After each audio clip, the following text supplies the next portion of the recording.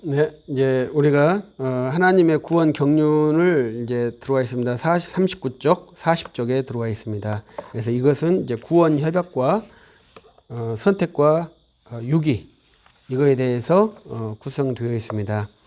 이제 우리 서 교수님이 이제 우리에게 많은 것을 주셨는데 이제 우리 한국 교회는 이제 그걸 잘 인정하지 않으려고 하는 것 같아요. 근데 이제 구원 협약이라는 것도 이제 아마 서 교수님께서 주요하게 사용된 신학 어휘 중에 하나입니다. 그래서 최근에 구원 협약이라는 주제를 가지고 박사 학위 논문을 취득하신 미국에서 취득하신 분들이 한국에 많이 들어와 있죠. 그렇다면 이제 이러한 것들을 먼저 우리 한국 교회에 잘 활용하신 분이 누굴까 생각해 보면 이 구원 협약이라는 것을 기독론에 정확하게 제시한 분이 이제 서철원 박사님이시죠. 구원 협약이라고 하는 것을 라틴어로는 빡툼 살루티스 이렇게 되어져 있는데 이제 서 교수님은 구원 협약이라고 했고 어떨 때는 구원 언약 이렇게도 하기도 합니다. 그래서 빡툼이라는 것이 이제 협약 이렇게 이해를 한 것이 번역을 한 것이죠. 그래서 이것은 개혁파의 이해예요. 그래서 기독교의 이해가 있고 개혁파의 이해가 있는데 이제 그런 것들을 참고적으로 이해하신다면 이제 신학을 좀 더 좀 더 구체적으로 개진할 수 있죠. 그래서 이것은 루터파나 침례교에 있는 신학은 아니에요. 우리 개혁파에서 있는 신학이고 칼빈 때 나타나지 않고 칼빈 후기에 형성된 그러한 이해예요. 그래서 우리가 신학이라고 하는 것은 논리가 증진되는 것인데 이제 우리가 신론에서 배우는 것입니다만은 선택 전 타락설, 선택 후 타락설 이렇게까지 예정의 그 논리가 전개됐죠. 돌트 회의에서 타락 후 선택설을 채택을 했지만 타락 전 선택설도 부정하지 않는 이러한 수준으로 마무리가 되었습니다. 그래서 두 개의 가치 중에서 하나는 선택되고 하나는 버리는 것이 기본적인 것인데 두 개의 가치를 다 수용하는 회의가 돌트 회의에서 타락 전 선택설과 타락 후 선택설의 내용이죠. 그 뒤로 또 이렇게 논의를 하면서 구원 협약의 영원에서 삼위 하나님께서 이루어 가시는 그런 구원 협약에 대해서 신학화하는 것이 우리 개혁파들의 신학의 자산입니다. 그래서 이제 네덜란드 신학자들이 이것을 많이 말했고 서철원 목사님께서 네덜란드에서 신학을 하셨기 때문에 이러한 내용을 정확하게 신학화해서 우리에게 소개를 시켜줬고 이러한 것들을 우리는 자연스럽게 또 배우고 있습니다. 그래서 이제 구원 협약이라고 하는 것은 중보자 세움인데요. 이것은 삼위 하나님 간의 구원 중보자를 세우기 위해서 협약하셨다. 이렇게 말한 것이죠. 그래서 아버지, 아들과 성령 중에서 아들을 구원 중보자로 합의하셨다. 이렇게 이제 우리 개혁파들이 이해한 것입니다. 참 놀라운 거죠. 왜냐하면 우리가 신학은 다 해소될 수 없는 거죠. 왜 아버지께서 성육신을 하지 않으셨을까요? 왜 성령은 성육신을 하지 않으셨을까요? 이러한 여러 가지의 퀘션 상황에 대해서 우리 신학은 답할 수 없습니다. 그러나 이제 성경 계시의 의거에서만 그 한계 내에서 계시 안에서 이제 신학을 하기 때문에 아들이 이 땅에 오신 것이 확실하기 때문에 아들을 중보자로 세우셨다. 이렇게 이제 신학화를 해서 논리화를 하는 것입니다. 모든 것을 다 알 수 있다면 얼마나 좋겠어요. 그러나 창조주와 인간의 무한한 간격, 우리 유한이 무한을 알 수 없는 그러한 질적 차이를 인정하는 것이 신학도의 아주 큰 자세거든요. 그래서 우리가 하나님을 저가 이제 훈련할 때는 하나님을 아는 것이 더 문제다 이렇게 표현을 하죠. 하나님 모르는 것이 훨씬 더 정상적인 것이죠. 그래도 이제 우리가 성경 계시에 의해서 하나님을 알아가고 그 하나님 지식을 소유할 때 그 영적인 감동, 그리고 힘, 그리고 기쁨, 이런 것들이 있는 것이죠. 영적인 지식에는 교만은 없습니다. 그래서 신학을 많이 공부한 사람들이 뭐 교만하다 이렇게 말하는데, 교만한 사람은 신학교 1학년생이 교만하지 목사 40년 하신 분이 교만하지는 않습니다. 그래서 신학을 오래 하고 사역을 오래 하신 분들은 절대 교만할 수가 없어요. 왜냐하면 계속 해보면 알 수 있는 게 없거든요. 그래서 우리가 신학을 할 때도 이 구원 협약만 해도 여러 가지의 그 엘리먼트들을 우리가 합리적으로 이렇게 연결할 수가 없고 모든 그것의 대답을 합리적으로 할 수가 없습니다. 그래서 이러한 것들을 훈련할 때 선생과 제자의 훈련을 계속 하게 되는 것이죠. 그래서 우리가 이제 하나의 공부하는 방법 중에 학생이 선생에게 질문한다 이렇게 생각하시지만 거꾸로입니다. 학생은 선생에게 질문하면 안 돼요. 질문은 선생이 학생에게 하는 겁니다. 이걸 잘 아셔야 되는데, 우리는 이제 미국식 사고 방식을, 교육 방식을 체계해서 선생과 제자가 관계없이 무조건 질문하고 하는 것을 추구하는데, 그렇게 해서는 정당한 지식을 얻기가 상당히 어렵죠. 선생의 위치에 올라가려면 학생은 될 수 있는 대로 질문을 안 해야 된다고 생각을 합니다. 근데 우리는 이제 연세들이 좀 드신 분들이기 때문에 이제 제가 질문을 많이 받아주거든요. 근데 우리 아들들하고 공부할 때도, 아들들하고 공부할 때는 아예 바운다리 없이 대화를 하지, 어떤 테마에 토론을 할 때는 질문하면 안 되죠. 그래서, 왜냐면 답변할 수 없으니까요.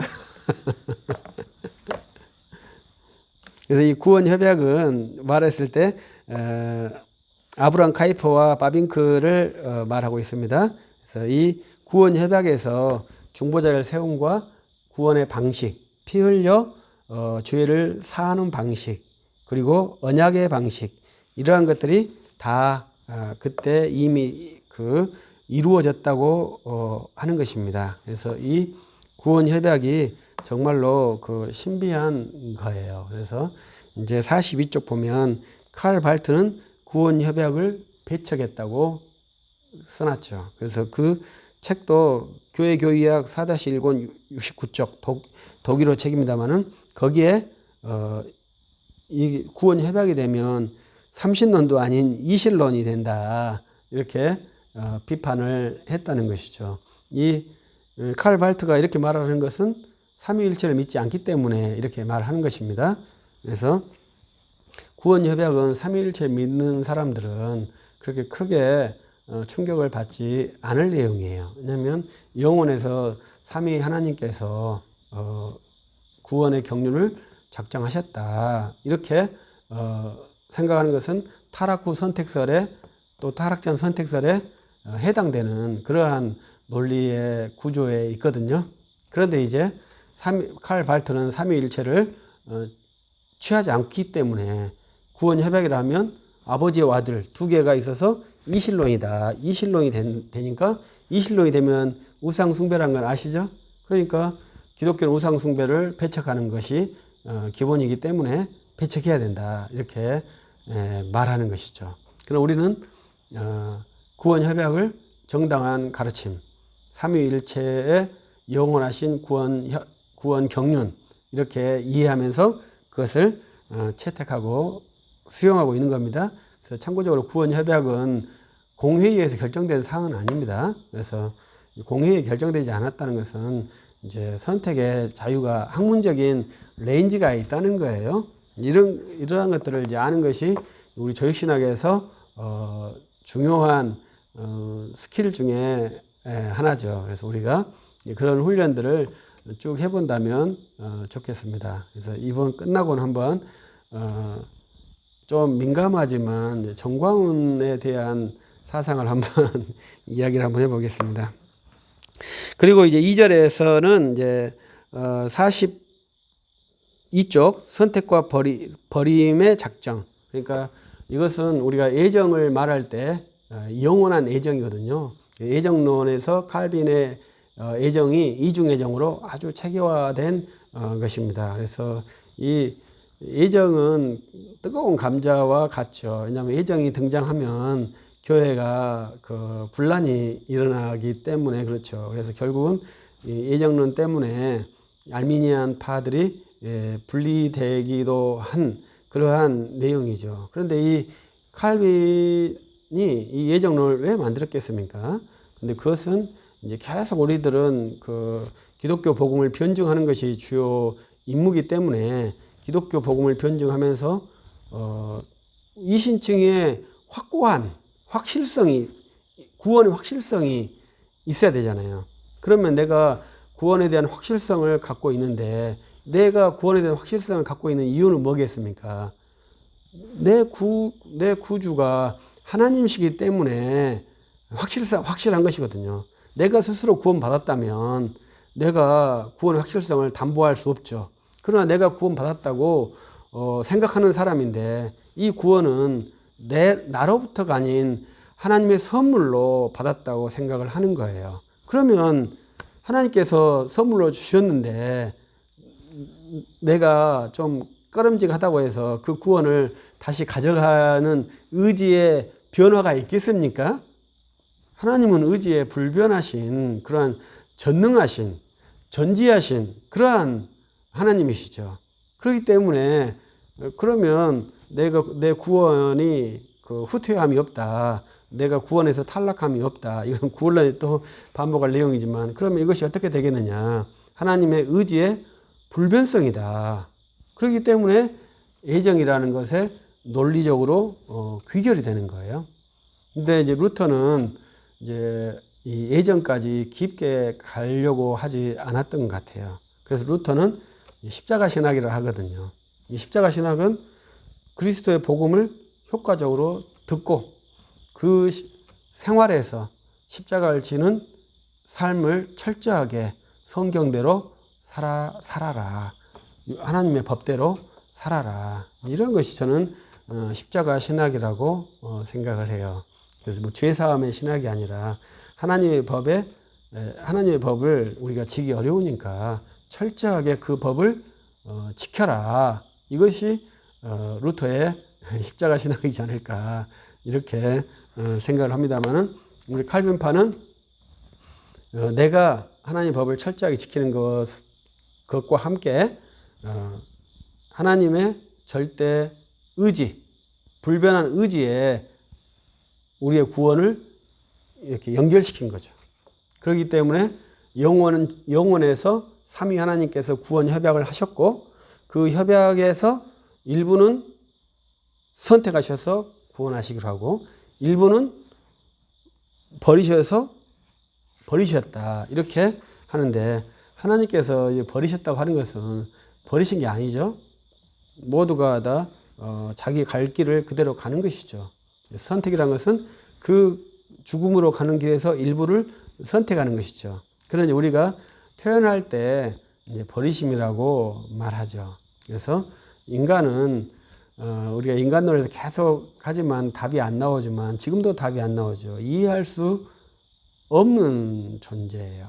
그래서 인간에게 자유의지가 있느냐 없느냐 이렇게도 많이 토론을 하죠. 그러나 인간은 매우 특이한 구조이기 때문에 쉽게 단정할 수 없죠. 인간이 그렇게 어려운데 하나님은 더 얼마나 어렵겠습니까?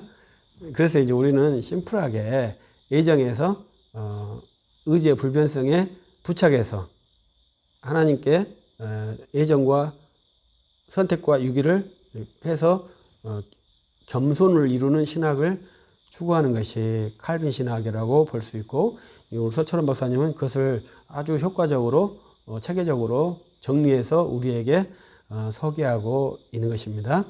감사합니다.